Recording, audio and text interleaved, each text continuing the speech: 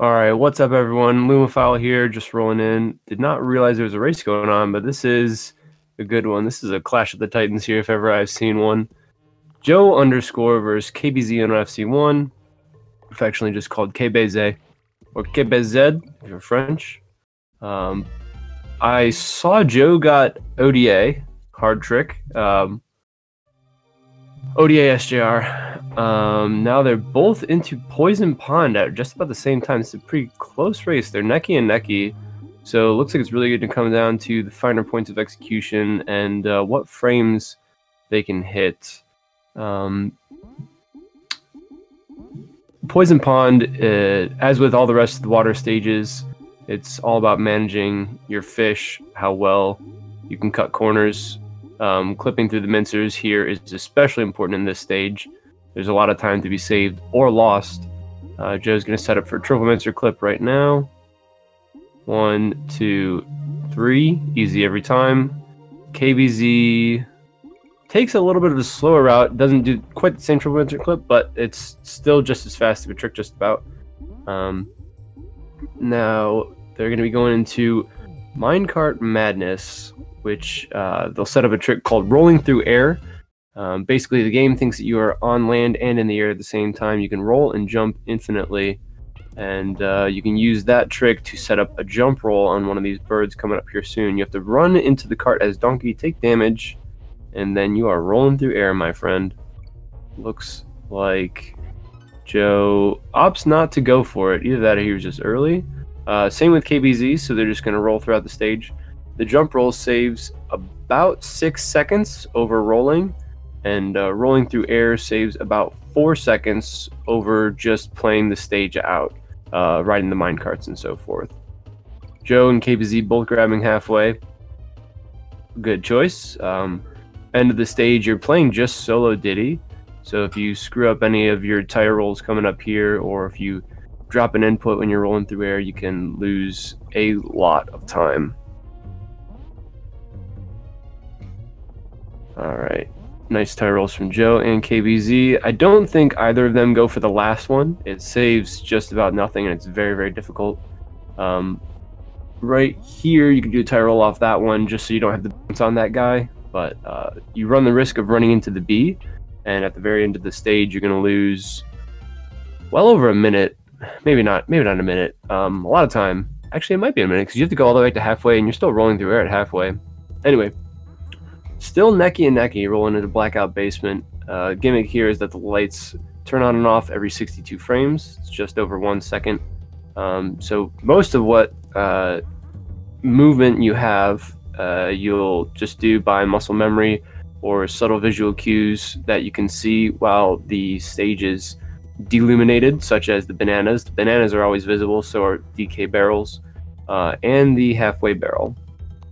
Also, you kind of can get like a good sense of where you are when the lights are on half the time. For the most part, it's just a lot of muscle memory. You really need to know the layout of the stage, but there's a lot of interesting rolls, gap rolls, some extendos. Good stage for both of them. Heading into Dumb Drum.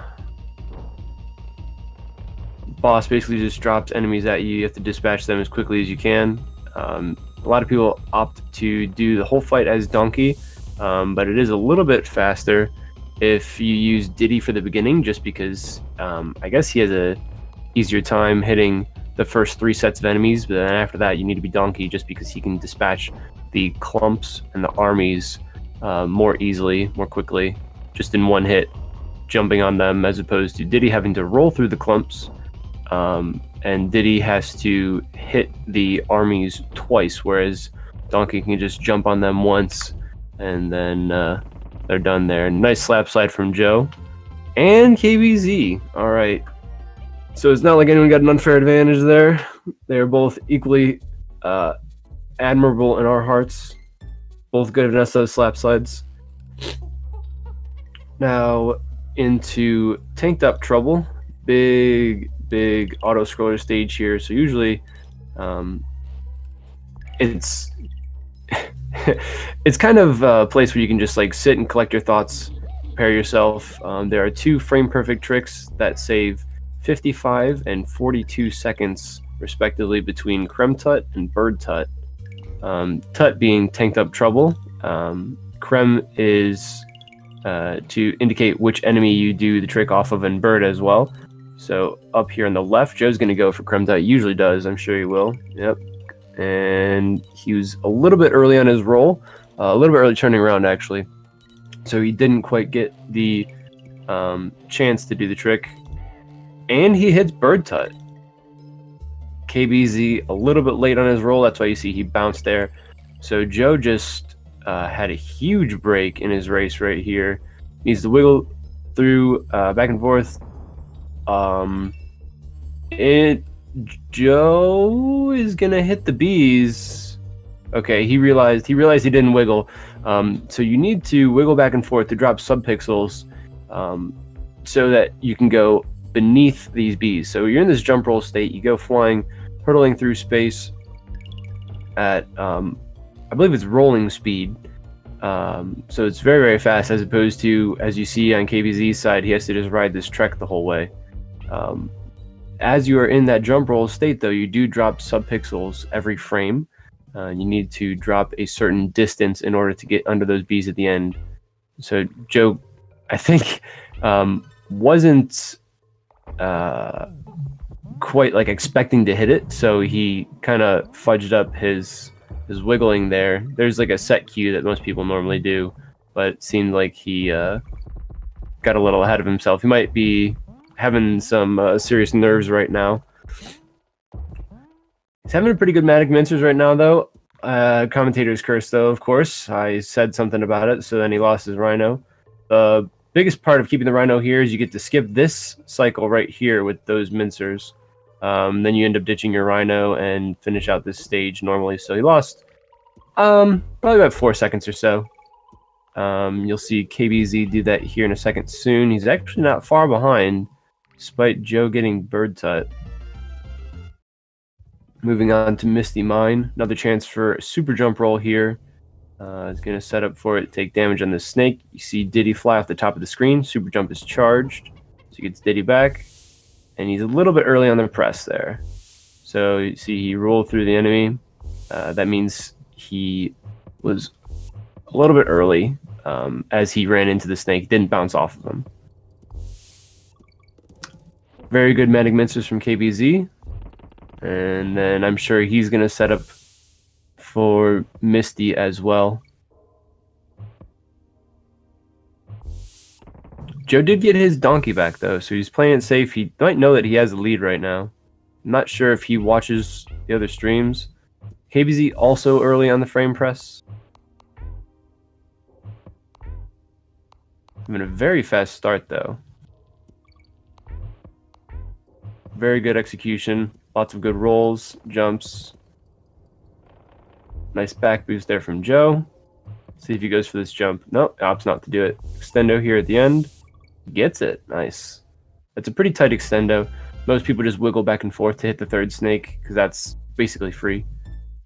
But the extendo is ever so slightly faster.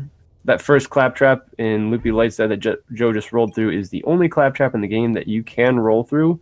For whatever reason, you can roll straight into its teeth, I guess because it's programmed differently somehow in that it just stands there still instead of walking back and forth. Joe getting Swedish roll. Nice. And I don't think he's going to do... No, he's not doing Loopy SGR because that's just for masochists. KBZ heading into Loopy. Probably 25-30 seconds behind. Maybe a little bit more. Joe's at the end of the stage here now. A couple good tire rolls through the B section. You only have to release right, I believe, once, and just for hair, if you want to play it as risky as possible. Opts not to go for Mankey roll. Very small savings at the expense of possibly getting hit or just messing up the trick anyway. Joe into Platform Perils now, the last stage of the game. Also has frame perfect trick in it. We'll see if he gets it. He goes the top route over the B. It's interesting. KBZ through the B section now. And heading into the Mankey. Sets up. he gets the frame. So this race is all but over now for Joe. He's looking at, oh boy, what's this going to be? Like a low 34? Low 34, I think. And KBZ taking an unfortunate death there in the very beginning. That gap can be kind of tough to bridge if you don't have a good cue for it, when to roll and when to jump. But this stage is over for Joe.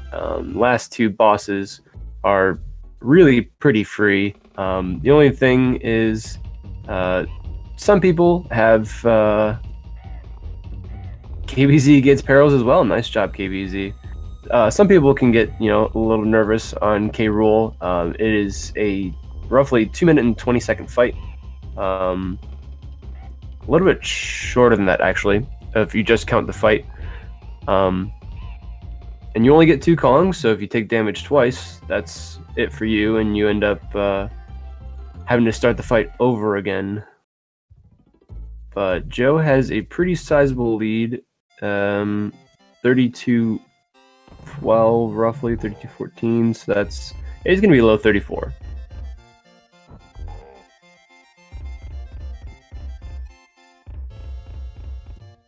This fight is pretty easy, pretty simple, pretty scripted. Same thing every single time. You just want to hit K Rool as soon as possible after he takes his crown off his head and throws it at you. If you are optimal, you don't even see him throw his crown. You don't actually see it. So we like to call those crownless hits. 32-49 roughly. Banana drop for KBZ, so he's going to have a low 35.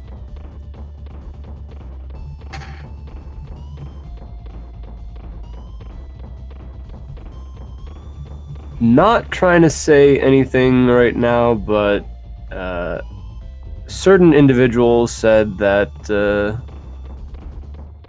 KBZ always brings you down to his level, and no matter what, you just can't beat him in a race, because now, no matter how good your race is, he always has a better one. But apparently, things are looking different this time around. So Joe into the fake credits now. Spoilers, they're fake.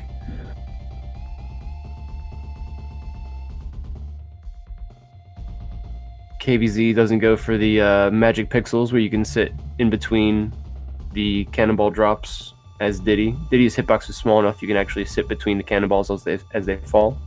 That's the sort of swag that you can do as you sit through this basically cutscene of a boss. Swag you do when you're Donkey is obviously doing slap slides underneath, because, who doesn't love slap slides? KBZ onto the fake credits now. And this race is all but over. And the last hit here for Joe coming up. A mid 34. 34-32 looked like. Maybe 31 high. Very nice race for Joe. Wow, you got here in a hurry. Hey, remember that part where you said that you weren't going to beat KBZ? Yeah.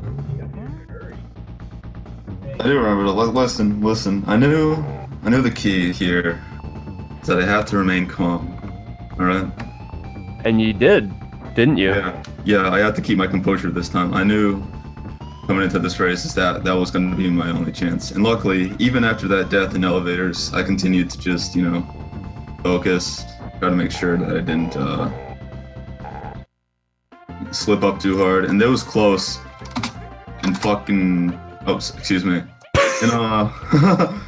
In Mincers, I almost died. Lost Ramby, and was dancing around on the platforms. That was spooky.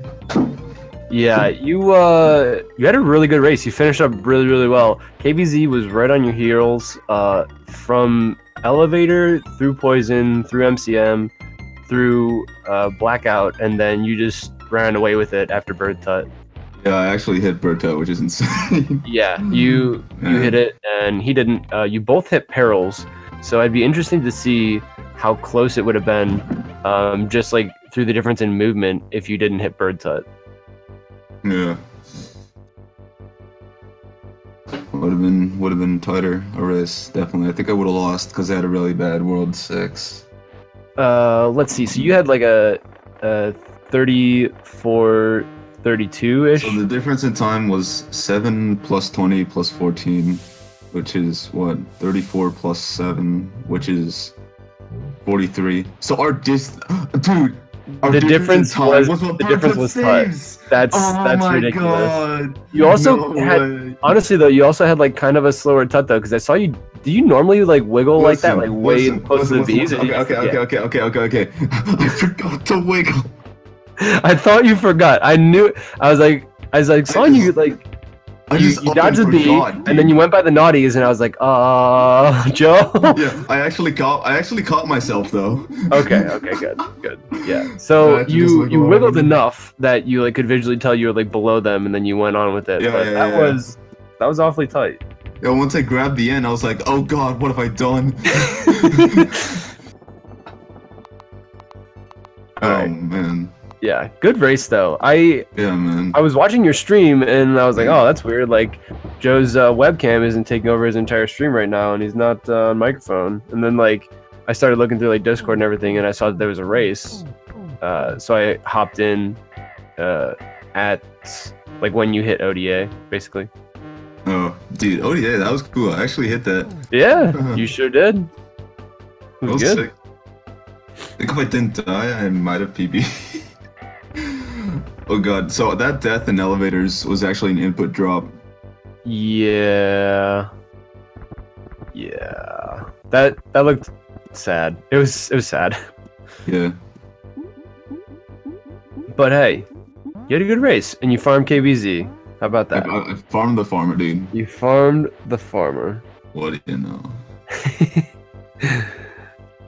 I'm assuming KBZ is going to decline interview as he always does. D colon in chat. Oh, I'm sure he's going back into the hyperbolic time chamber after this, you know what I'm saying? Oh, absolutely. He's going to play SMRPG. Yeah. I'm pretty sure he still has to play the rest of his group, doesn't he? He hasn't played, There haven't been a whole lot of matches in our group in total, honestly. No. It's just been I think I've played everyone but Jackie now. Yeah. Looks like you need. Yeah. You're right. KBZ's matches from yesterday and today have not been reported yet. Apparently, you raced Shackpack and Maiga. Yeah. Megu. I'm sorry, I really can't pronounce it. I always forget how. I'm bad, ugly American. Anyway, Jackie said he was gonna do like 2, 3, maybe more races and see like how his tendonitis feels. And then after that, he might have to drop out because he is injured. That's a real shame though, because he's a really good player, and I really like to see him see this through. But yeah, I totally understand.